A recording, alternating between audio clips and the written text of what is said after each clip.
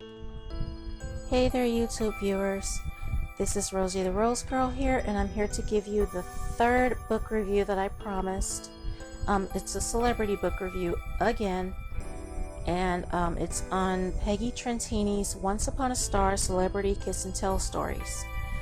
And I had some issues with this book, so this one's going to be a bit long. I just had a lot that I thought of this book, especially knowing about some of the musicians that she dated and their stories about their marriages, their girlfriends, stuff like that. I just had some real bad issues with this book. So with that being said, let's get into it.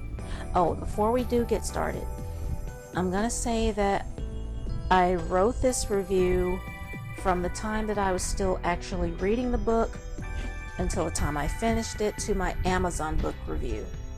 So with that being said, let's get started. I bought this book out of sheer curiosity, pure and simple.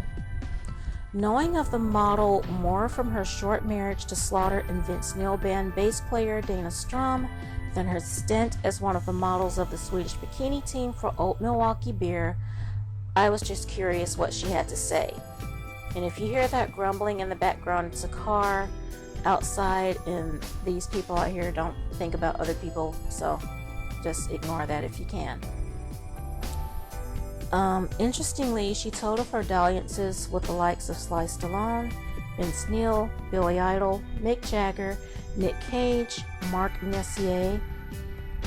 He's a hockey player, and I don't know much about hockey, so if I mispronounced his name, I apologize. Johnny Depp, Kevin Costner, Jack Wagner, David Cassidy, and a few others. But I saw nothing of her marriage to Dana Strum. Maybe the marriage was that much of a nightmare? Maybe Dana Strum isn't a famous enough name? Maybe having her ex-husband and ex-boyfriend together in the same book when they are now friends and bandmates would be too awkward? Maybe Dana told or asked her not to put him in his book? I guess I'll never know. What I do know is this is one of the books where I felt worlds apart from the author. As she skipped, screwed, and sashayed from one famous bed to another, I felt as if there was nothing I could relate to with her. Even when her heart was broken at the end of those liaisons, I felt too far away from her to feel any sympathy. At that point, I was halfway done with the book, and I started reading it just a couple of days ago, and I basically was trying to rush through it just so I could close it for good and put it away somewhere, which is what I did. Her book starts from her time as an awkward plain Jane teen to her time as a model in Hollywood. She seemed so full of herself, and jumping in bed with musicians and actors were mere hours after meeting them didn't seem the way to happily ever after, even though she for some reason thought that it was. I didn't want to pass judgment on a woman who is proud of her body and free with her sexuality, but when you're as cocky and conceited as she sounded, almost narcissistic in a way, there was no way I could relate to her or her story. I felt so far away from her as to shake my head at the end of her relationships, shrug at her tears, and go, oh well, at her once again broken heart. The book was interesting in and of itself, and if a person wants to know how some of their favorite actors and or musicians are behind closed doors, then this is the book to get. And that's assuming that her story is even true. For that reason alone, my curiosity is fulfilled, and I kept turning the pages because of it. Rockers like Vince Neil, Bret Michaels, and Billy Idol, and actors like Stallone and Johnny Depp grabbed my attention. Sure, I wanted to see if she would tell her side of the story of what happened between her and Dana, as I'd only heard accounts of his story. I mean, if she shamelessly spoke of Sylvester Stallone, then why not Dana Strum? But the yarns that she spins of her other Hollywood conquests is what made me call her, sorry Peggy, but I called her a starfucker. and I didn't think I'd feel any closer to her by the end of the book than I did at the time, past the midway point at which I was reading it, and I didn't. And this is what I said about her after actually finishing the book. Since finishing the book, it took one of the famous guys she shamelessly tried to bed in the very last chapter to make her realize what she was doing. She seems to have found happiness within herself after leaving Hollywood behind. She now has her real estate license and owns her own company. I guess different people find different ways of trying to find love, and you'd think after being confronted by Kevin Costner about her lifestyle, she'd realize she could be seen in an unflattering light no matter how pretty and thin she felt.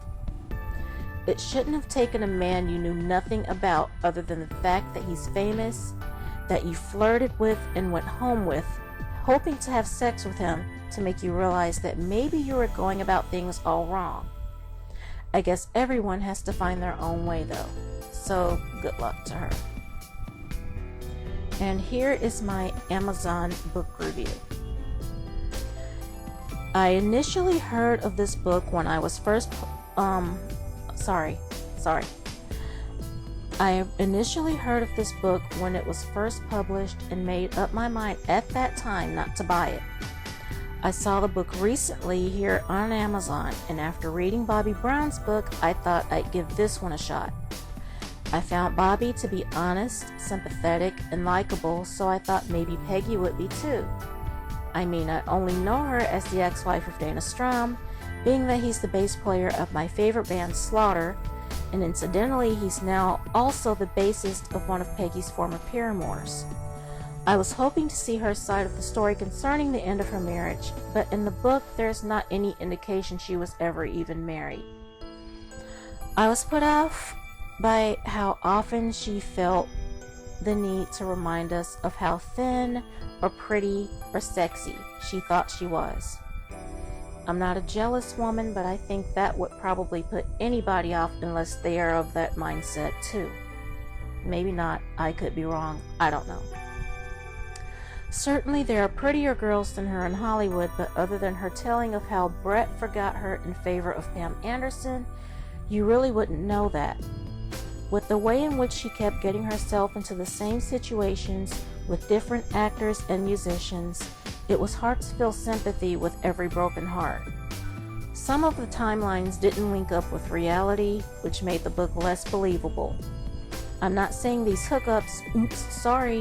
relationships didn't happen, it's just that the timing of them didn't link up with the facts, and some of the facts were way off.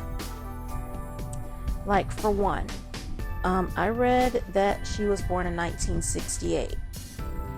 Well, her movie Young Doctors in Love was made in 1982, not in the late 80s. If she was born in 1968, then that means she was only 14 at the time the movie was released. Skylar Neal, Vince Neal's daughter, did not die of a brain tumor. The baby died of stomach cancer, if I'm not mistaken. Also, her mother's name was not Sarah. It was Charisse. She should know that since Charisse does show up in the Mark Mercier chapter. Skylar died in 1995, which makes it hard for me to believe Peggy slept with Johnny Depp after her devastating breakup with Vince. Her last hookup with Depp was in the office of the Viper Room, and River Phoenix died shortly thereafter. River died in October 1993, not in 1995, and I remember because I was in high school at that time. So there's absolutely no way she was with him after Vince, not in the timeline that she indicates. She was married to Dana Strum at the time of her stint as one of the Swedish Bikini Team. The marriage was brief, but it did happen. I mean, she showed up with the Swedish Bikini Team in Slaughter's Wildlife home video, and I know this because I have that home video and watched it not too long ago. And she was also in quite a few Metal Edge pictures with him. You can Google Dana Strum and Peggy Trentini for pictures. The way in which she wrote the story there's a way you can show confidence in yourself without sounding so conceited. Because of that, I couldn't get emotionally invested in her. I couldn't feel sorry for her whenever she said her heart was broken again. Well, I wanted to like her, but I just couldn't. She just wasn't a very likable person to me. And the wonky timeline made some of the story unbelievable. I don't want to say or like to say a person is lying when they kiss and tell, but I also can't say that it was 100%. Sorry. So, with all that being said, all in all, I found the book kind of interesting, but I mean, if I have to put it all together, I just didn't like the book. I didn't find her to be likable. Some of the story just seemed just not believable at all because, like I said, I know about some of the musicians and about their life story, their wives, their girlfriends, when they got married, how they got married. I know about some of the actors. I know about some of their wives and girlfriends.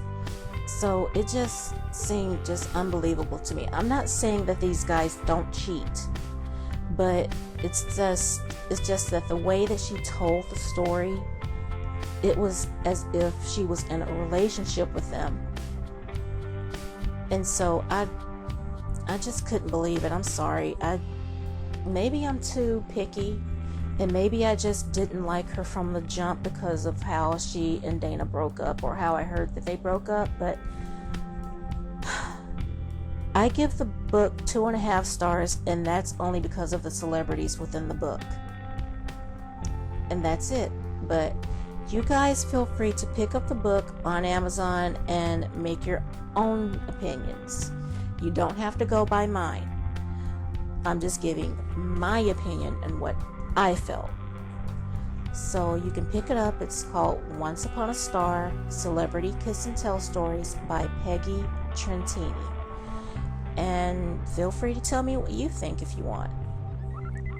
So with that being said, I wish you guys all the best, and I will see you on the next upload.